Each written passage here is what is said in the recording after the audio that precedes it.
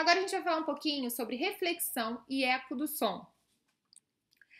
A reflexão é um fenômeno que ocorre quando uma onda sonora se propaga e encontra um anteparo, ou seja, um obstáculo.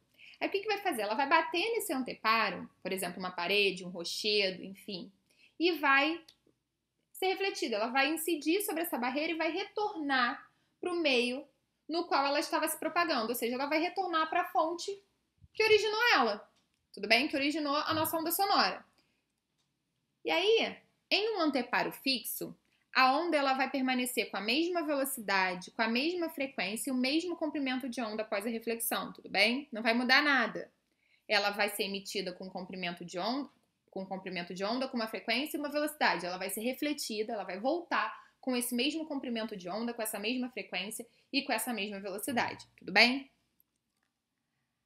A partir da reflexão desse fenômeno, a gente pode tirar, vão ser gerados mais dois fenômenos, o eco e a reverberação. A gente vai falar sobre eles. Primeiro, eu vou mostrar aqui uma imagem para facilitar um pouco o entendimento do que eu falei sobre essa reflexão. Por exemplo, eu tenho aqui minha fonte sonora. Ela está emitindo uma onda, né? Uma onda sonora, está emitindo um som.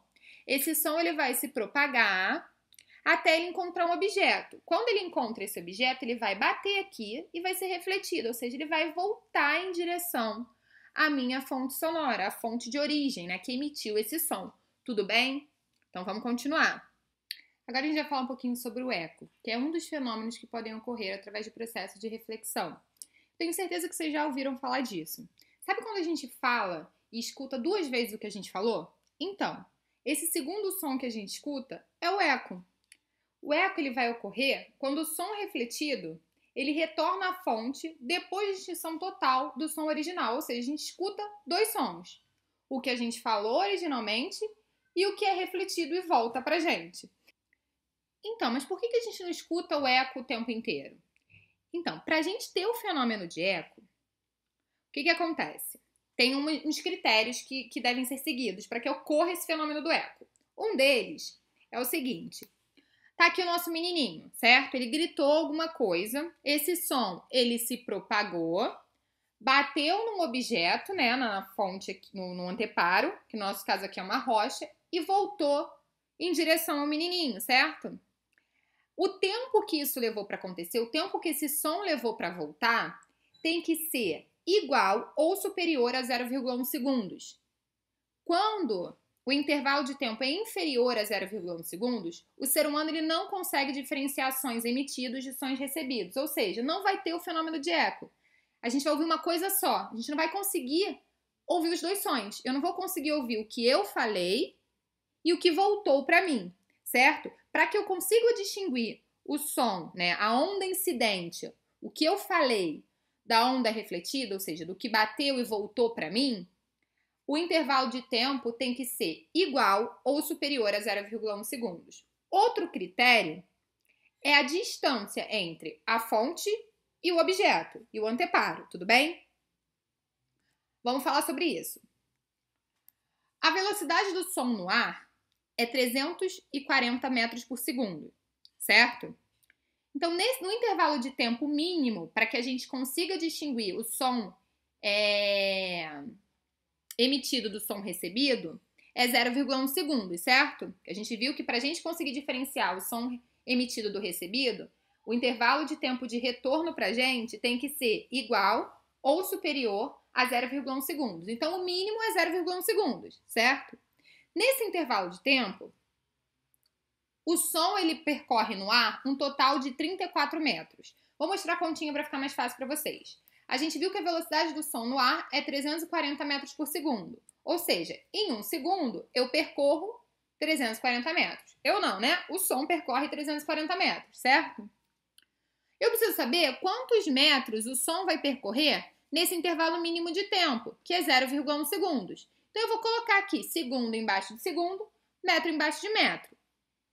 O intervalo de tempo eu sei, né? O tempo eu sei, que é 0,1 segundos. Mas eu quero descobrir quantos metros o som vai percorrer. Então, eu vou colocar aqui, ó, 0,1 tá para x. Ou seja, segundo embaixo de segundo, metro embaixo de metro. Porque o que eu quero descobrir está em metros, certo? Então, eu vou multiplicar cruzado. X vezes 1 1 vai ser igual a 340 vezes 0,1. Tá aqui, ó, x vai ser igual a 34 metros. Ou seja, em 0,1 segundos, o som percorre 34 metros. Ou seja, ele vai percorrer 17 metros para ir até o anteparo e mais 17 metros para retornar até o ouvinte, certo? Então, no ar, o anteparo ele tem que estar a mais de 17 metros para produzir eco. Porque se eu estou a menos de 17 metros, eu estou no intervalo de tempo inferior a 0,1. E aí eu não vou ter o fenômeno de eco. Tudo bem? Então, eu preciso estar numa distância maior que 17 metros. Quer dizer, 17 é o maior que 17 metros. Tudo bem, gente? Deu para entender? Existem algumas aplicações para esse fenômeno, como, por exemplo, a ecolocalização. A ecolocalização é um processo que consiste na emissão de ondas de ultrassom que são refletidas pelo ambiente e posteriormente detectadas. O tempo entre a emissão do som, a sua reflexão e a detecção vão permitir que seja determinada a distância entre a fonte e o obstáculo. Se vocês repararem aqui, eu coloquei como exemplos de fonte o morcego e o navio. Por quê? O morcego, ele é um animal que utiliza da ecolocalização para poder achar as presas, por exemplo. O que ele faz? Ele emite essa onda de ultrassom, né? Que ela está acima da frequência que o nosso ouvido consegue escutar, tudo bem? Então, ele emite essa onda de ultrassom e quando essa onda ela bate num obstáculo, bate na presa, por exemplo, ela é refletida de volta, essa onda sonora é refletida de volta. Então, o que acontece? Ele consegue determinar a distância que ele está da presa dele, tudo bem? E o mesmo acontece no navio. No navio, a gente tem um aparelho chamado sonar. E esse sonar, ele vai emitir essas ondas de ultrassom. E aí, o navio, ele consegue determinar, por exemplo, se tem um cardume de peixes, consegue determinar onde tem um submarino, por exemplo, e consegue determinar a própria profundidade do ponto que ele está. Porque quando essa onda ela bater num dos obstáculos, ela vai retornar ao navio, vai retornar ali ao sonar, tudo bem? Deu para entender, gente? Tranquilo, né? Então vamos continuar. Vamos agora a um exemplo prático sobre a ecolocalização. Então tá aqui, ó. Um sonar emite uma onda sonora na água e o sinal retorna ao radar após 0,1 segundos. Sabendo que a velocidade do som na água é de aproximadamente 1.400 metros por segundo, podemos determinar a distância percorrida pela onda nesse intervalo de tempo e assim determinar qual a distância entre o anteparo e o sonar. Então, o que ele quer saber é qual é essa distância entre o anteparo e o sonar, certo? Então, a gente vai fazer o mesmo raciocínio que eu mostrei para vocês lá para a gente determinar a distância mínima que a fonte tem que estar do anteparo para a gente ter o fenômeno do eco. É o mesmo raciocínio. A gente sabe que a velocidade do som na água é de 1.400 metros por segundo. Ou seja, em 1 segundo, o som percorre 1.400 metros na água. Tudo bem?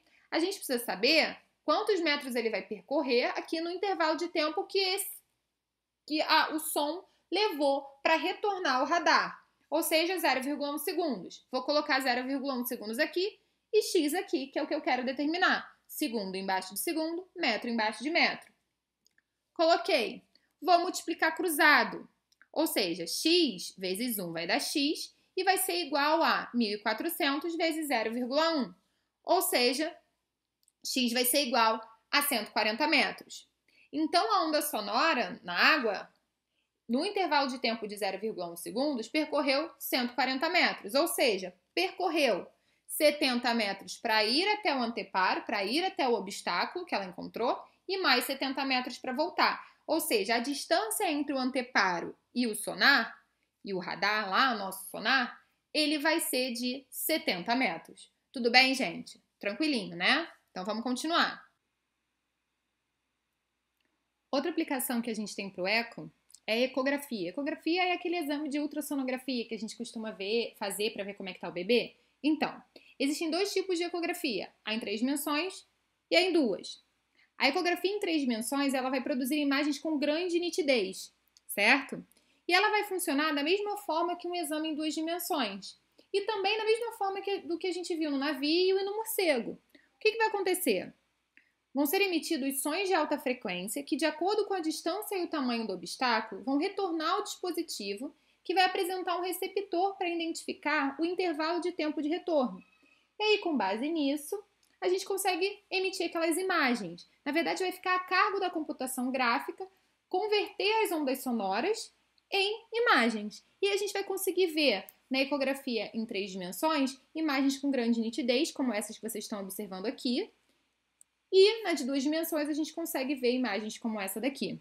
Tudo bem, gente?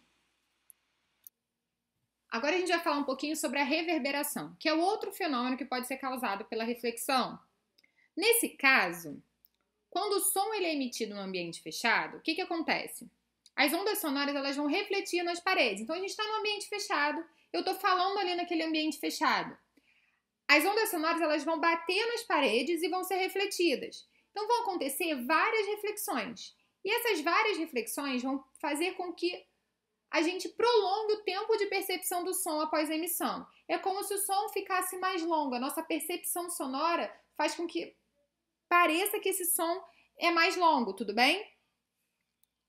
Então, o que isso acaba acarretando? O som ele vai ficar mais intenso do que o som emitido, do que o som original, certo? Do que o que a gente falou.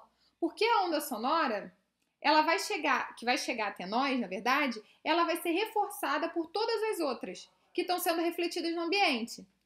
Tá? Tudo bem? E por que a gente, nesse caso aqui, a gente não escuta 2 sons, como lá no caso do eco? Porque o intervalo de tempo para que essa onda refletida chegue aos nossos ouvidos, ele é inferior a 0,1 segundos. Ou seja, a gente não consegue distinguir o som emitido do som recebido. Então a gente escuta uma coisa só. E aí parece que esse som ele está mais prolongado e ele vai ficar mais intenso, porque ele vai ser reforçado por todas as ondas que estão sendo refletidas no ambiente. Eu vou mostrar uma imagem para ficar mais fácil. Por exemplo, está aqui o professor dentro de uma sala de aula. Ele está falando. E aí a gente vai escutar o som direto, que é o som que está sendo emitido diretamente por ele. Só que esse som também vai ser refletido nas paredes do ambiente, tá vendo? Vai ser refletido em várias direções, vão ser feitas várias reflexões.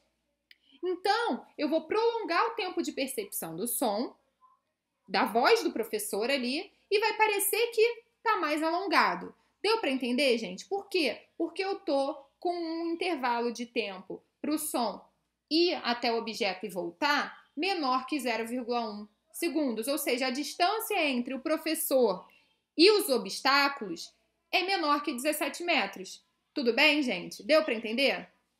Agora a gente vai falar um pouquinho sobre os diferentes instrumentos musicais. Mas antes de a gente falar deles propriamente dito, eu preciso que vocês entendam a diferença entre ruído e música.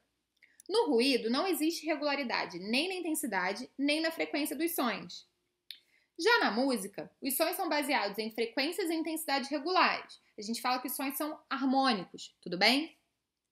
Por exemplo, aqui como vocês podem observar, no ruído eu não tenho regularidade nem na intensidade, que a gente viu que está relacionada com a amplitude, e nem na frequência. Já na nota de um piano, por exemplo, que a gente considera um instrumento musical, eu tenho essa regularidade, tanto na frequência quanto na intensidade, tudo bem? Agora a gente pode classificar os nossos instrumentos musicais. A gente tem instrumentos de sopro, que são instrumentos que produzem som por meio da vibração de uma coluna de ar, como por exemplo a flauta, o trompete e o saxofone. Temos instrumentos de corda, que produzem som por meio das vibrações de uma corda, como por exemplo piano, violino, guitarra, harpa, dentre outros. Temos também os instrumentos de percussão. Os instrumentos de percussão podem se dividir em 2 tipos. Os instrumentos que produzem som por meio do próprio corpo, quando em processo de vibração. Exemplo, gongo, berimbau, dentre outros. E os instrumentos que produzem som por meio da vibração de uma membrana, um metal ou outro sólido, tudo bem? Exemplo, tambor, surdo, bateria. Tá? Então, gente, é isso que eu tinha para falar com vocês essa semana sobre acústica. Eu espero que vocês tenham entendido tudo, mas vocês já sabem que qualquer dúvida é só falar comigo e fiquem atentos aí para ver qual é a atividade dessa semana, tá bom?